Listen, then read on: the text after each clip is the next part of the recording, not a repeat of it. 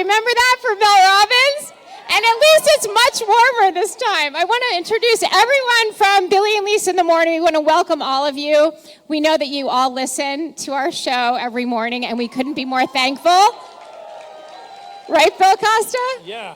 First and foremost, how about Lisa Donovan packing the house here at Big Night Live? Whoa!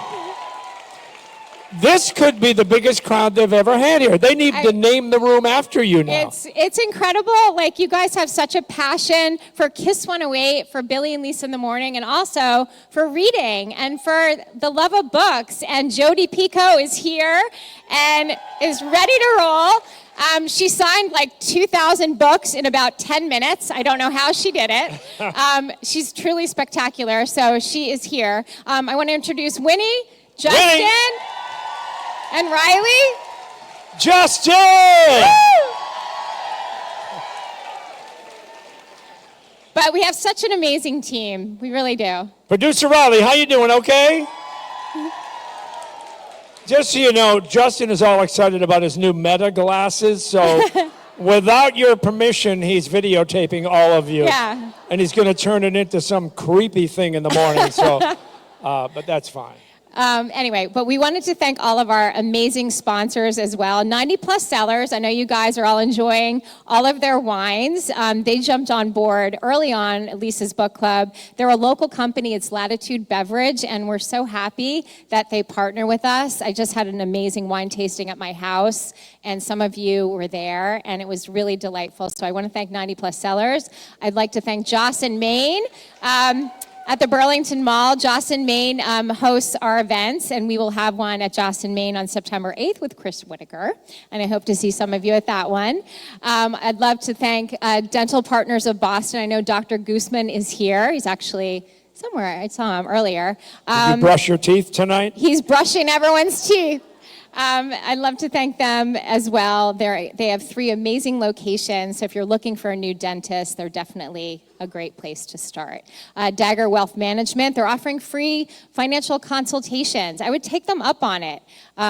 They do an amazing job with planning for retirement, which I know we don't want to think about, or some of us want to think about it. I don't know. I know I should start planning for my retirement, but anyway.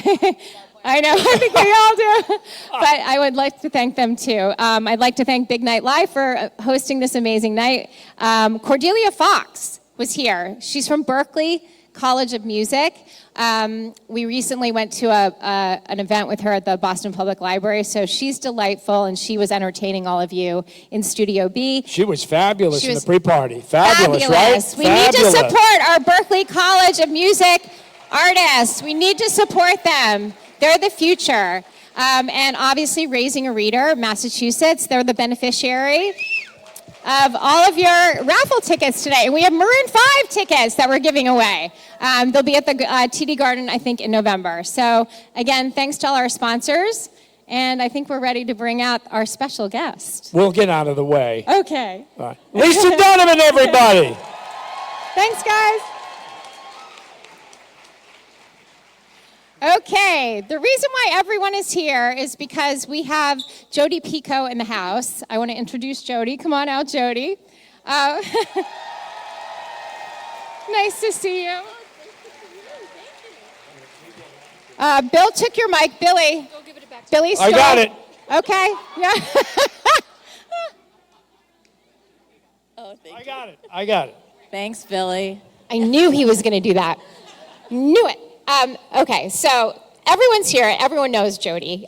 Jodi has 30 novels, 8 of which were #1 New York Times bestsellers literally the second they came out. Incredible. Manchester, New Hampshire resident, so local. Go New Hampshire. She was ranked in the top 10 of Princeton's 25 most influential living alumni. Michelle Obama is on that list, Jeff Bezos, David E. Kelley, and Jodi Picoult. It just keeps going and going and going. And now you're the newest member of Lisa's Book Club.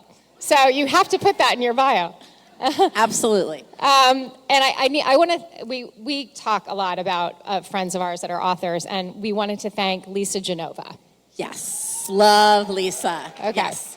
Lisa was the one who said, hey, Lisa's book club is really amazing and they want you and you should go on that. Yeah, it was, we read Bad Honey as a book club, remember? That was one of our first books. And so I'm so delighted you're here, and obviously everyone here is delighted too. Can I just say one thing, which is I never get to do events in Boston. And this is my city, so thank you. I think we have to have her back every year, right? Every single year. So you called into the radio show about a month ago when we were talking about doing the event.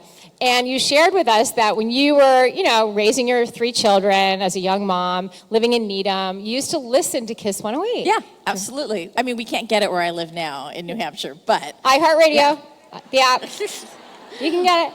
But I did, and my husband shared with me before I left today that he had a Kiss 108 poster on his wall when he was growing up. I love that. Yeah. We love your husband. Yeah. So as a busy mom trying to fit in writing early on in your career, where did you come up with your ideas? Do you lay in bed at night and just, think about them? How does that happen? Yeah. So ideas for me have always come from questions I can't answer.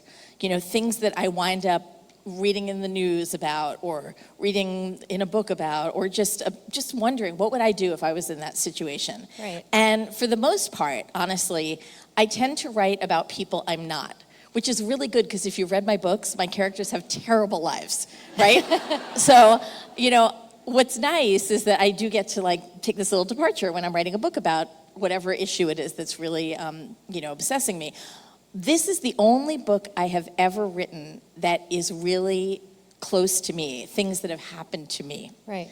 And that's why this book was it was so different for me to write because of that. So can you reveal the process of how you did By Any Other Name? Because I find it to be very unique. Yeah. So I was an English major at college, and I fell in love with the Shakespearean plays. And what did I love about them? I loved the women. I loved characters like Beatrice and Portia and Rosalind and Kate because they were so three-dimensional, and nobody was writing three-dimensional women at the time. And you should all know, if you're not Shakespearean fans, do not worry, I will walk you through this. It's okay. But I was blown away by it. And we had a professor who for literally 5 minutes in a class said, there's a theory that Shakespeare maybe didn't write all his plays. And all of us good little English majors were like, ha ha ha ha, how silly. We didn't even think about it. Did not think about it for decades. And then I was reading an article in The Atlantic by a woman named Elizabeth Winkler. And in this article, she was looking at the authorship question, and she happened to mention that Shakespeare had 2 daughters, and he taught neither of them to read or write. And I went, whoa, no way. There's no way the man who created those characters would not have taught his daughters to read and write. She gave a candidate that I'd never heard of before as a potential author. And this woman's name was Aemilia Bassano. And I wound up doing this deep dive into research about this woman. And what I learned was that for literally hundreds of years, scholars have tried to make sense of gaps and mistakes and things in Shakespeare's life that don't make sense. And without even trying, Amelia's life seamlessly fits all of those. Right. And so I started to come up with this story about how women have been written out of history by the men who were writing it. And it focuses on 2 different women. The first is Aemilia Bassano, who is an Elizabethan playwright who can't be one because you can't be a woman writing plays in Elizabethan England. So she pays a man for the use of his name, and that man happens to be William Shakespeare. And the other woman is her descendant, who is fictional, a woman named Melina Green, who is a playwright trying to get a play about her ancestor, Aemilia, onto Broadway. But Broadway is a very male-dominated world. And so the question is whether she too will write herself out of history just to see her words on the stage. Right. Right? So the idea that William Shakespeare is basically not the author of any of these plays, you make an amazing case for it. But Allow me to convince them. Exactly. Yes. But I know that a lot of people don't believe you, right? Oh, yeah. I mean, I was getting pushback for this book before it even came out from people, usually male academics, who said, I have not read your book, but you're wrong. Right. Yeah. So let me tell you what we know about Shakespeare. And Okay. let me tell you, we know a lot about this guy because he was super famous, right? So we know that Shakespeare was a businessman, a producer, and an actor. We know that he evaded taxes twice. We know that he had multiple restraining orders taken out against him by his business colleagues. We know that when there was a famine, he bought all the grain in Stratford, he hiked up the price, and he made his neighbors pay it. Does this sound like any other businessman that you know? Right. Not at all. We also know that he never left the country, but he managed to write about places like Italy and Egypt and Denmark with levels of detail not in guidebooks at the time. Things like where the closets are in the Queen of Denmark's bedchamber.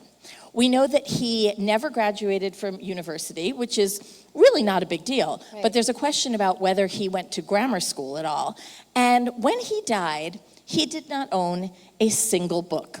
Now, let's think about this. If he didn't go to university, where did he learn all these things, right? There weren't lending libraries at the time. He couldn't just go and look something up. But he did not own a book. When he died, nobody else who was a playwright at the time said anything about like, oh, we're going to lose such a great literary light. And when he died, he was not buried or commemorated in Westminster Abbey, although a lot of people you've never heard of made that cut. Here's the one thing we don't know about Shakespeare, that any play attributed to him was actually written by him. The only handwriting we have on a play of Shakespeare's is from a play somebody else wrote, and it's a note in the margin. That's it. Okay? So now... So what is the allure? Why does that continue? Why do people still believe that he wrote it's a all whole of the cottage plays? industry. Like if you go to Stratford, it's like Shakespeare Disneyland. Right. Right? It's an industry. It is. It's an industry. And there are lots and lots of reasons why that I don't even want to go into. If you really want to know, you should read Elizabeth Winkler's book on the subject because it has to do with things like World War I and Germany loving Shakespeare and the English saying, no, he's ours. And the fact that women wanted to study at university and nobody knew what to give them to study. So they gave them the Shakespearean plays. Like there's all kinds of stuff that led to that almost deification of Shakespeare. But he is larger than life. Right. So I then started to look at Aemilia Bassano, right? So Aemilia, I'll give you a little historical sketch for her too. Aemilia came from an Italian family that were amazing musicians. They played the recorder, not like your second grader does, but really, really well. When Henry VIII came and heard them in the small town of Bassano del Grappa, Italy, he was like, they have to come home with me. They're going to be the recorder consort to the king. So they all pack up and they go to England. They happen to be Jewish, where they can no longer be Jewish in England, so they have to hide their faith. When Amelia's 7, her dad dies, and she winds up becoming the ward of the Countess of Kent. The Countess of Kent, total MVP in Amelia's life because she winds up giving Aemilia a full legal and classical education, which is super rare for a woman, particularly one that's not a noblewoman's daughter, and Amelia's just a commoner. When Aemilia is 12, the Countess gets remarried, and she's going to move to Netherlands with her husband, and her husband does not want Aemilia there. So Aemilia becomes like this piece of lost baggage that gets shuttled around for a summer. And she winds up living with the Countess's brother, a guy named Peregrine Barty, who just happened to be the ambassador to Denmark for Queen Elizabeth. And that summer, he just happened to go to Denmark and meet the king and queen. He also met this guy named Tycho Brahe, who is a very famous astronomer and whose supernova is what everyone's looking at in the first scene of Hamlet. And he had dinner with Tycho Brahe's 2 cousins, who just happened to be named Rosencrantz and Guildenstern. Okay, just reminding you, Shakespeare never left the country, okay? Right. Okay, so now Aemilia turns 13. She is given as the mistress to the Lord Chamberlain of England. She's 13, he's 56. Yes. He is also in charge of all theater, all entertainment in England. So every play that's written crosses his desk to be censored, vetted. Through him, for the 10 years she's living with him, she absolutely would have met every playwright, actor, theater owner, producer in the country. She lives with him for 10 years and then she gets pregnant. You cannot be a pregnant mistress. Right. So she gets sent away. She gets sent away. She winds up becoming, being married off to her terrible husband, Alfonso Lanier, who's her cousin, who blows through all the money that's settled on her to keep her comfortable. She winds up with a husband she hates, a baby, and no way to keep her family afloat. And then we don't hear about her, literally, until 1611, when suddenly she is the first published female poet ever in all of England. Like what? Right? Like we all should know her name just for that, right? Exactly. But you don't show up when you're 40 as a woman in Elizabethan England and go publish a book. Clearly, she was writing before that. I just think she was using someone else's name. So tell us about Southampton. Okay, so Aemilia had a really tough life, and I fell in love with her. And I really wanted to do something nice for her. Yeah. So I happened to be doing research, and I came across this historical document. When Aemilia was in her 50s, her terrible husband dies. And she winds up suing her brothers-in-law for this patent money that should have gone to her as the widow, but instead they stole it. She represents herself in court because she has that legal education. Yeah. Right? And when she's there, the trial's going on, and at the very end of it, out of nowhere, the Earl of Southampton shows up. The Earl of Southampton is a very, very famous, very rich, very titled guy who is a big theater supporter, shows up at this commoner's trial and says, hey, this isn't my courtroom, but if it was, I'd rule in her favor. And then he leaves. And I'm like, whoa, what just happened? Right. Because that doesn't happen. You're not going to get a peer of the realm, especially the Earl of Southampton, go to some lowly person's trial and intervene. So I thought, did they know each other? And I realized they would have, because for the 10 years Aemilia was at court was super incestuous. Everyone just moved from palace to palace together. Right. They absolutely would have met. And he was 3.5 years younger than her. He was widely considered a hottie at the time. And I was like, you know what, Aemilia? Let's get you a little something. Yeah. So I decided I was going to write her, this fictional illicit relationship. Right. And of course, it's never going to work out, because we know in real life they didn't wind up together, nor would they ever have in society. So I finished the book, and then I happened to be in England for a theater project. And I go to the Victoria and Albert Museum, because that's where Emilia's miniature is, that's painted by a man named Nicholas Hilliard. This is our audio-visual moment, so if you could put up the first slide. Yeah, I can't wait to see these. Yeah, I'm going to show you what So what these I are in learned. the archives This at is the the Victoria archives, right. and Albert Museum. Yes. And you didn't know about this until after you finished the book. Right, not this one. Next one. Okay, so there's Aemilia, okay? So they show... And this was common back then, these tiny little they're tiny. paintings. They're like the size of a brooch. And did they right. commission these? Yes. Okay. So anyone who had the money could commission it. And Nicholas Hilliard, the author, the artist, was very famous for doing these. He did Queen Elizabeth stuff. He did tons of stuff. So I'm super excited because the archivists take this out for me to look at. Next slide. Here I am, super excited. Yeah. Right? I mean, I'm holding something she would have held 400 years ago, right? I mean, my mind is blown. Well, you've been living with her, writing about her for over a year. over a year, right? Yeah. So next slide. So Aemilia is in a box with other Hilliard miniatures. This is amazing. My eye keeps getting drawn to the guy on the right. And I'm like, all right, who is this guy? So the archivists tell me that it's painted roughly the same year as Amelia's, around 1590. That it clearly was the decision of the sitter in the guy in the portrait to have a black background and to have his hand over his heart, which is very he's super emotional, and that it is painted on the back of the 6 of Hearts, which in Elizabethan cartomancy, which is kind of like tarot now, means the soulmate card. This is the person I was meant to be with that fate has kept me from. And they tell me they call him the unknown man because they don't know who he is. And I go, I think I know who he is. Next slide. So here he is up close, and you can really see, his hand covering his heart. He's got his long, wavy red locks like mine. And I tell them that I think it might be the Earl of Southampton. And I pull up a photo on my phone. Next slide. This is a picture of Southampton from 1594. It was painted 4 years after that miniature. It was painted by Nicholas Hilliard, the same painter. Oh. You can see the same lace collar, the same hair, even the same hairline. What was on the back of it? The blue eyes. On the back of it was on the 3 of Hearts, which in cartomancy means someone has entered our relationship who's going to break us apart. And in my book that year, I write a scene where Amelia's beaten so badly by her husband, she literally has to crawl to Southampton. Right. Okay. So the archivists are like, what? We need to do more research. And I'm like, I have to do more research. Yeah. So I go home, next slide, and I find this picture on the left. This is, actually, you're right, sorry.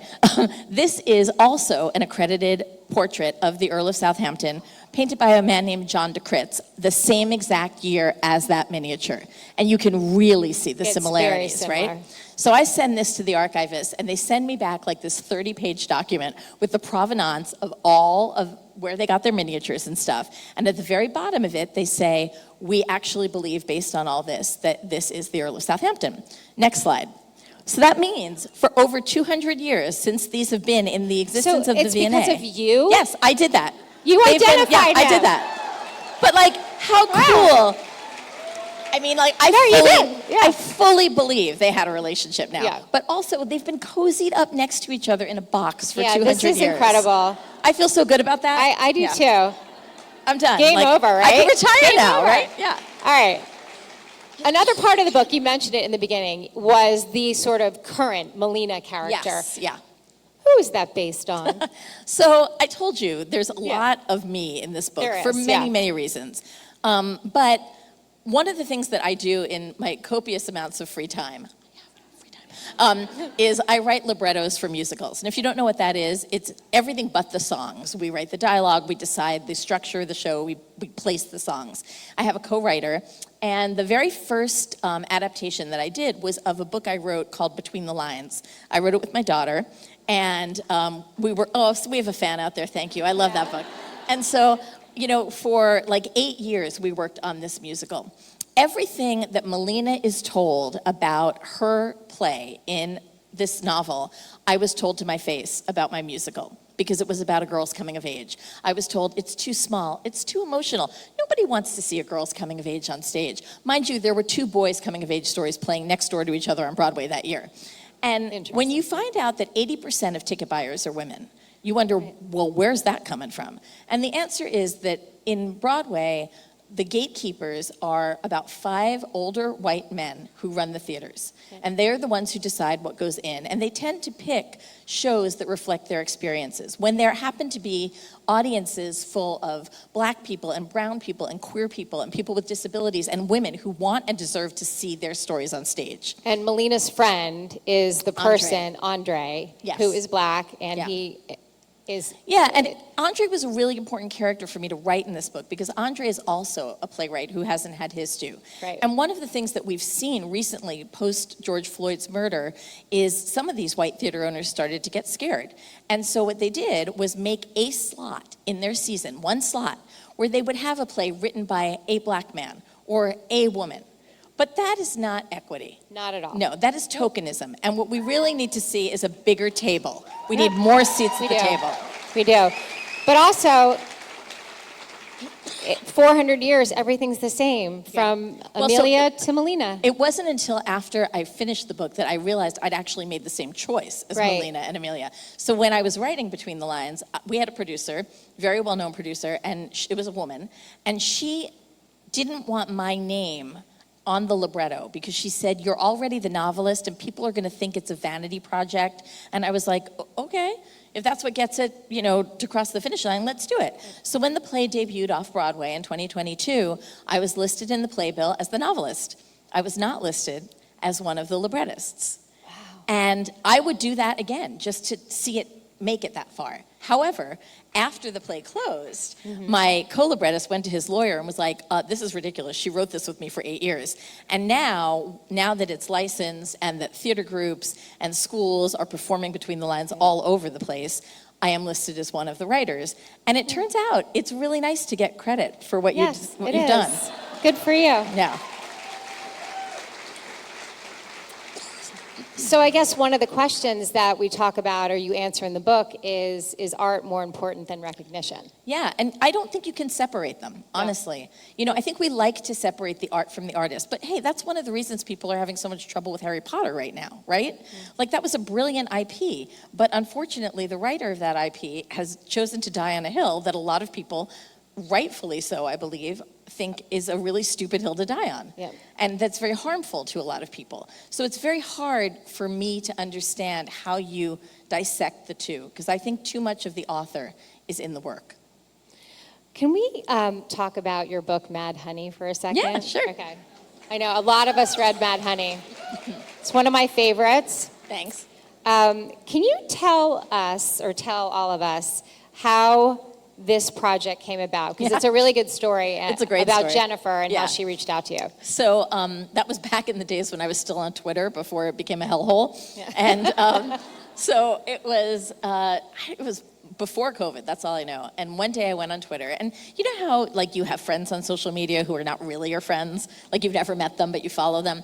So Jenny Boylan was an author who I'd followed for years. I'd read her books, I loved her writing.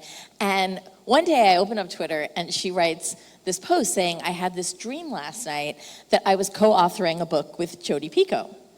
So it's a true story. This is true. And so I messaged her and I said, what was it about? And she was like, and she starts telling me that it had two voices, and one was a trans girl who was murdered, and one was the mother of the son who was accused of doing it. And I said, that sounds really cool, let's do it. And she was like, what? And I was like, yeah, because this is a topic I really wanted to write about, but I love the fact that Jenny could bring an authenticity and an experience to half of that story that I would never be able to. And so we kept on trying to figure out when are we going to do this, because we both had projects and deadlines, and then we had a pandemic. And Jenny calls me up and she's like, hey, my schedule just cleared.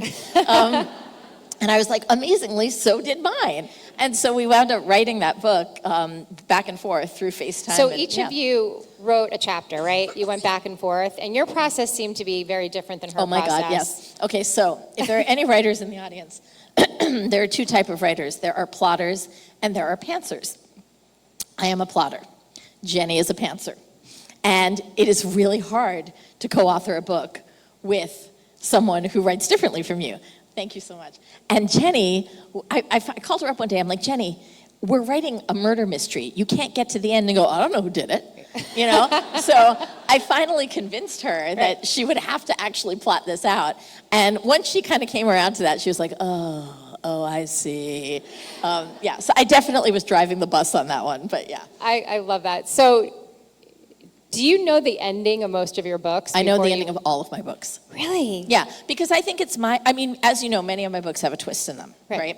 And I've read books by authors that have a sucker punch twist, which is like the kind where you're like, where did this come from? This is totally out of left field, right? And I hate that, because anyone can write that. Yeah. That's like Deus Ex Machina. I think art is when I leave you all these clues, and then you get to go back and go, oh my God, I can't believe I missed that the first time around. Yeah. I love that. Yeah. Mad Honey, did you come up with the beekeeping that was thread? Me. Yeah. How was? Are it was you like for me, into beekeeping? How did that happen? So Olivia was my character mostly, and she was the mom in the story. And Lily was the trans girl, and that was Jenny's character. Although we both decided that we were going to swap and write one chapter from each other's point of view, because we really wanted to be able to inhabit the other character. And it's kind of fun to get people to guess which one we wrote. And I just knew that I wanted to include beekeeping because I loved the idea of a world run by girls, right? Yeah. And there was and I knew nothing about beekeeping, but the more I learned about it, the more I was able to feed that metaphor through the story. I will say this was, again, in the middle of COVID. I have asthma. In fact, that's why I'm coughing my head off. Just so you all know, I had COVID like a week and a half ago. I am the one person you will not get COVID from tonight because I am full of antibodies, but I'm coughing because I have asthma. And so basically, the only thing I did, because I was so scared of catching it with asthma back then, before vaccines, was do my beekeeping research. And I did it from 6 feet away in a field with a beekeeper. Every week, I would go out and tend these hives with him. And I'm suited up in a bee suit with this mask underneath the netting. It was insane, just insane. I loved that part of the book. I mean, the whole book was amazing, but I just thought that was such a beautiful thread. So you do a lot of research. I do. Yeah. Do you enjoy it? I love it. Yeah, because some writers don't like it at all. You can tell. I know. But I love the ones that actually are transparent about it and will say it's not really my thing, but it's definitely your thing, so that's good. Do you believe in writer's block? Nope. I'll tell you why. I started writing, as you said, when I had 3 little kids. Yeah. Literally, my first book was published a few months after my first son was born. And then I was either having a book or a baby for a few years. I worked that out, though. I don't have 30 children. basically, I got to a point where like I was the primary caretaker. My husband was working. And so I would write when they were napping. I would bring my laptop to nursery school pickup and I would type. I would write when remember Barney was on TV? Yep. Yeah, and they weren't like hitting each other over the head with a sippy cup. That was writing time. Like any 15 minutes I would write.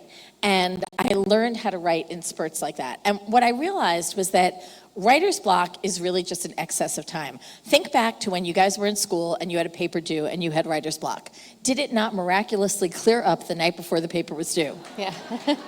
Right? Good point. So, I mean, that is not to say that there are not days that I get to my computer and I would much rather go shoe shopping online than write. But I know that you can always edit a bad page, but you cannot edit a blank page. And that's kind of been my mantra. So for just all put these years. something down on the page. Put it down. Yeah. And then fix it. So what is your process? Do you write every single day? So I tend to treat it like a full-time job. Okay. And the most amazing thing happened with writing and children, which was organized school, because my children were gone 8 hours a day. It was the best. Yeah. And that was when I started writing in earnest, you know. And now that they're all gone and like living productive lives and not in my house, I basically do the same thing. I write 5 days a week, and I write from about 8:30 in the morning until about 4 when I magically just turn into a wife again. Wow. Yes. That's a lot of writing. Yeah. Are you working on anything right now? Yeah. Do you want to give us a little hint? Sure. She said when she called into the show, I said I would. she said she would. Yeah. So this So- is like breaking news. Yeah, well, Okay. actually, I'll give you even more breaking news. Woo! But, This is good. So this book will come out, I believe it's scheduled for October of 2026. And it came about from an old, it's now an Instagram site called Post Secret. Does anyone know that? Yeah? Okay, so Post Secret used to be a Tumblr blog, then it was a website, now it's an Instagram handle. Basically, it is this P.O. box where you send an anonymous postcard with your deepest, darkest secrets, right? And they're published randomly. And yeah, you should go follow them, it's wild. But they can range from anything. Like some of the secrets are like, every Friday I come home and I get naked and I stay that way until Monday when I go to work.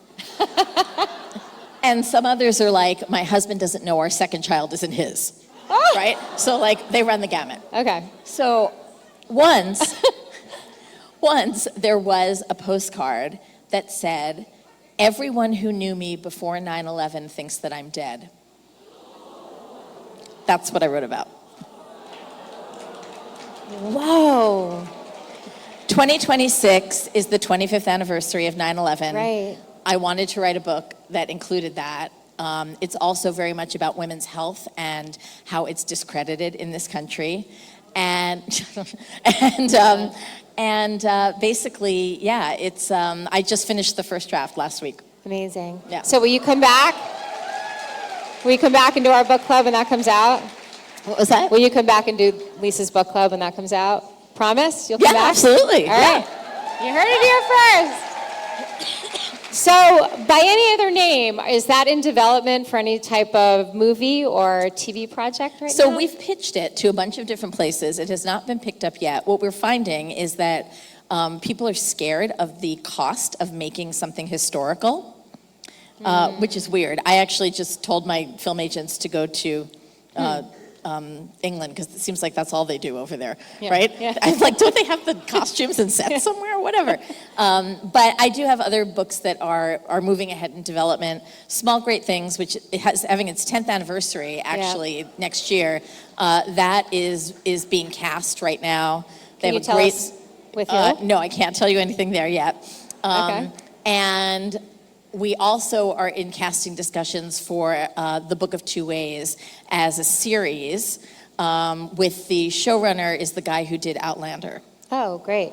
Yeah. That makes sense. That's and we good. also have a great name that we're hoping will be attached, but I can't share that with you yet either, 'cause she hasn't And how signed. involved will you be with the projects, do you think?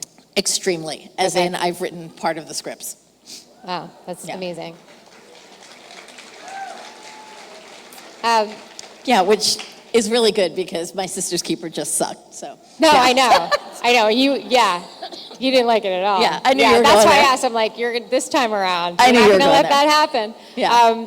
I'd love to ask authors if they could pick a soundtrack or a few songs for your book, what would they be? So by any other name, could you share some artists? I am, first of all, I will give a shout out to my close personal friend, Taylor Swift. Yay!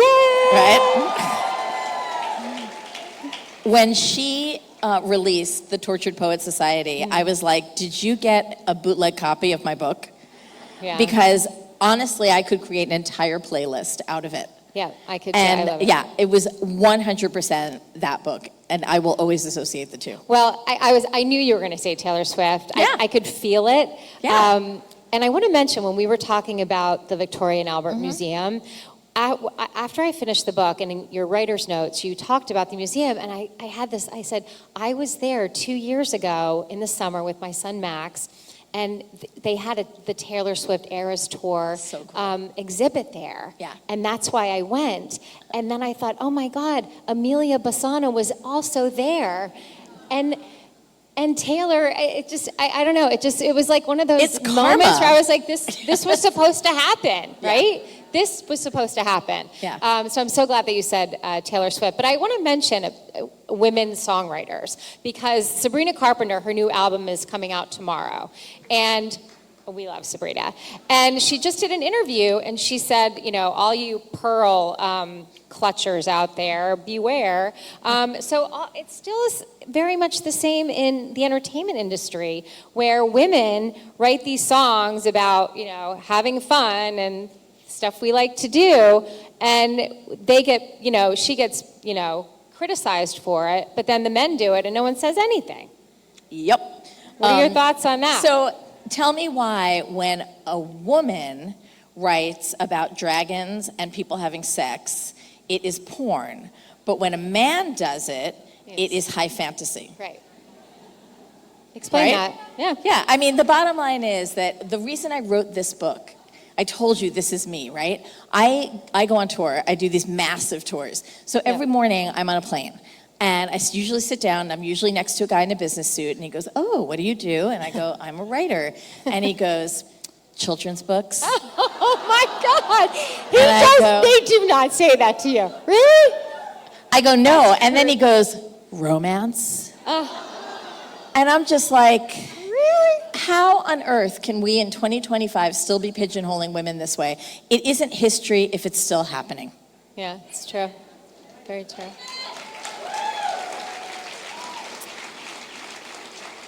Let's talk about cover art of your books. Let's talk about it. Yeah. So behind the scenes, because your dress literally matches the cover of the book. Yeah. It really does. I don't know if that was planned. Did you have that made? It was totally planned. When I went on tour, I had like all these dresses that matched the cover. I'm very impressed. How involved are you with the cover?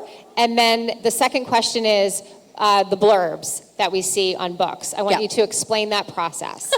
Okay, so the cover, first of all, usually what happens is there's an amazing team at my publisher, Ballantine, and they've worked with me for many years. They brainstorm, they come up with ideas, and then they send me a few for review. And I'll be like, oh, that's really cool. Maybe we could do this, or maybe, I think only once in my life, in all my career, have I ever said, oh God, no. Okay. But with this one, when they brought this to me, I gasped.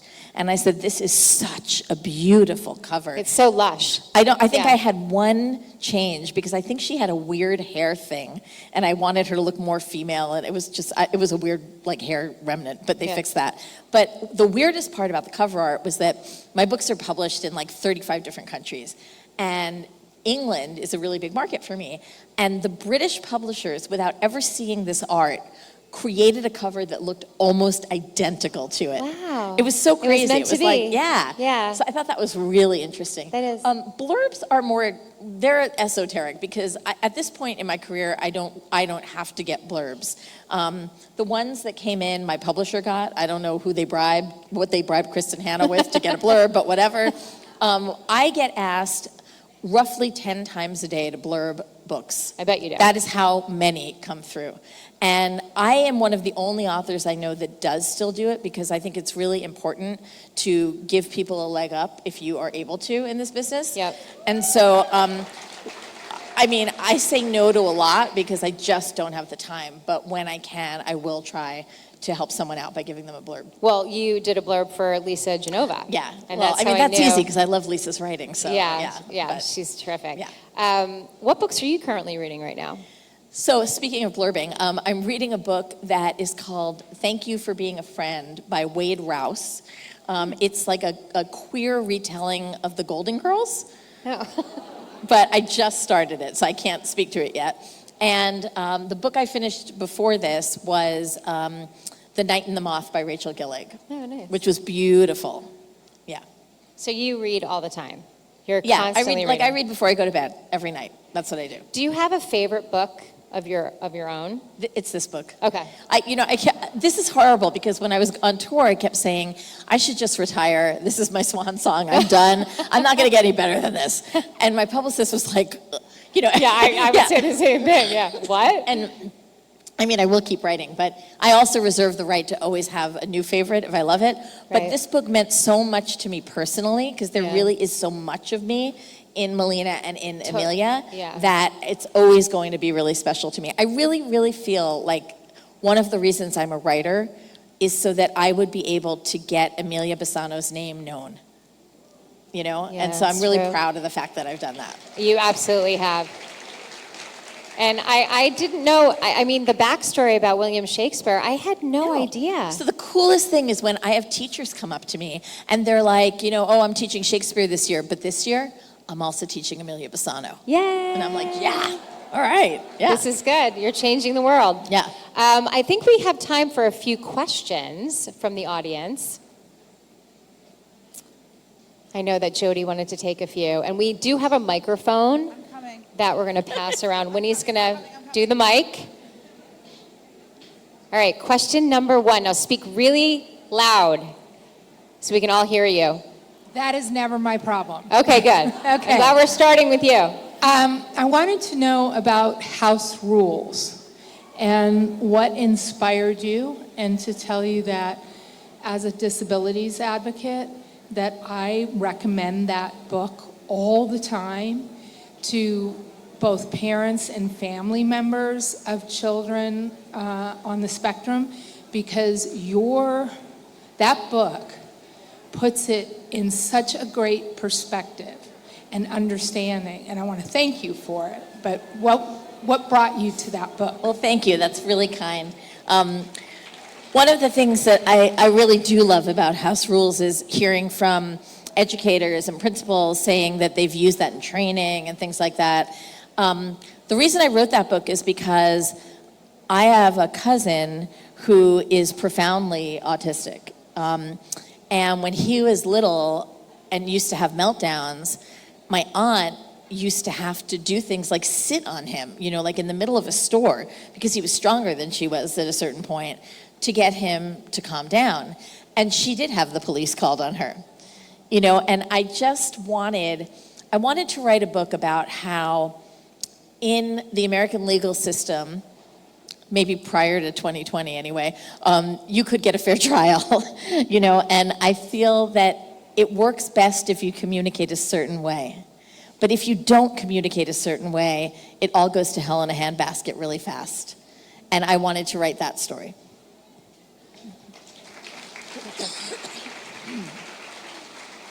Hi.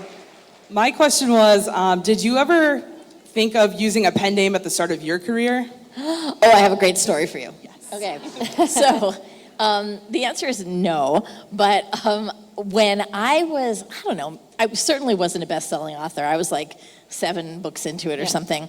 And when that was like kind of when Robert James Waller, The Bridges of Madison County, got published, and Nicholas Sparks, who is really my nemesis. And so these guys, these men, were publishing what I thought were romance novels. And they were getting hardcovers and huge print runs. And female friends of mine who'd been toiling in the trenches of romance forever were still being called genre fiction writers and being ignored. And I was like, this is terrible. I am going to blow this industry wide open. So I decided I was going to write a romance under a pen name. And I did. I wrote this book. And I used the pen name Sam K. Jacobs, which was an amalgam of all my children's names. And I was going to get it published, and then I was going to go on Oprah and tell everyone the real deal. That was my plan. So my agent pitched the book, and she could not get it published because, and she was told this multiple times, it was too well written for the male romance genre. Wow.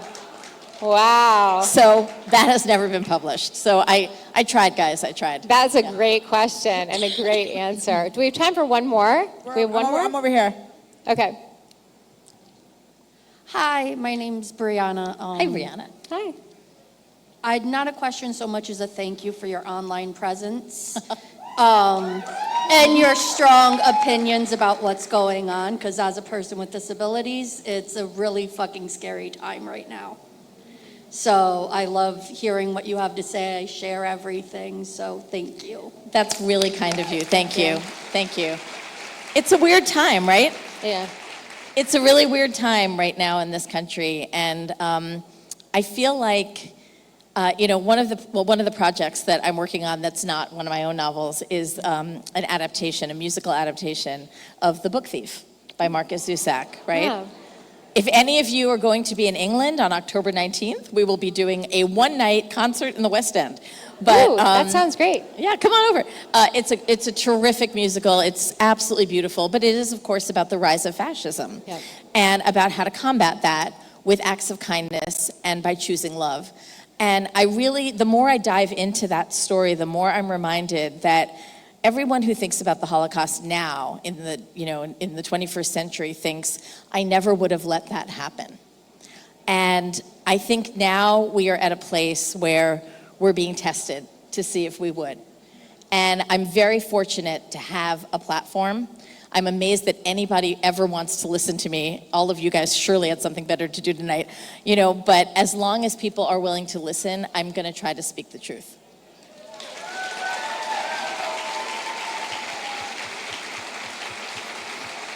On that note, I don't know if you know this, but we do a lot of fundraising for Raising a Reader, Massachusetts. Yay. And they're an integral part of what we do in the state of Massachusetts and getting families reading to their kids. I love that. Teaching families how to read to their kids. Great.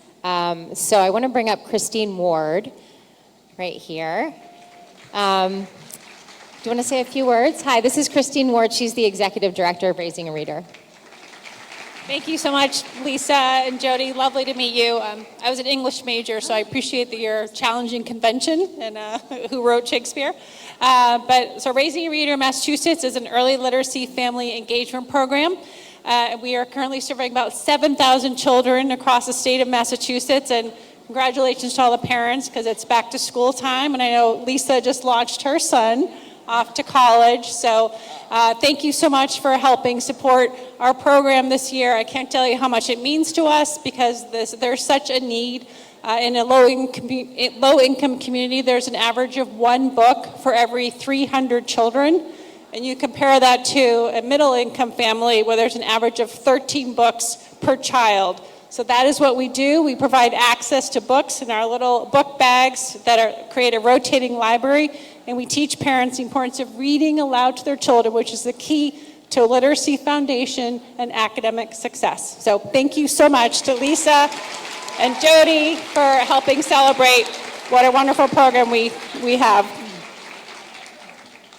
And because of all of you here, we have a pair of Maroon 5 tickets to give away. Woo! Because you guys bought so many raffle tickets. And the winner it's 8200789. 789. Oh, all the way in the back. Awesome. All right. Terrific. Hold on to it. So come over here to the side. Come on over here to the side, and we will get you your tickets. Oh, you heard it wrong? Oh, 78. Oh, sorry. 6. You were going to, you know what? We'll give you a pair of tickets anyway. 8. Adam's going to kill me. 8200789. Okay, you got it. All right. And I mentioned Adam. He's our director of marketing. I want to thank him. I want to thank his entire marketing staff, Jordan, Tony in the back, Alfano. He's in charge of our digital. He does the live stream. These people, like, it's an incredible team at Kiss 108 and iHeart, and we couldn't do it without them. This is a well-oiled machine. It's a great book club. Tell your friends. Bring your friends the next time, because we want this circle to keep growing. This is great. And thank you so much, Jodi. Thank you. Thank you, Lisa. Thank you, Boston. Okay, so Jodi has graciously offered to do a photo, meet all of you, and then that's when you're going to pick up your book. So head to the back doors there, and Jodi's going to be in Studio B, and we're going to continue the party. So thanks again, Thank everybody. you.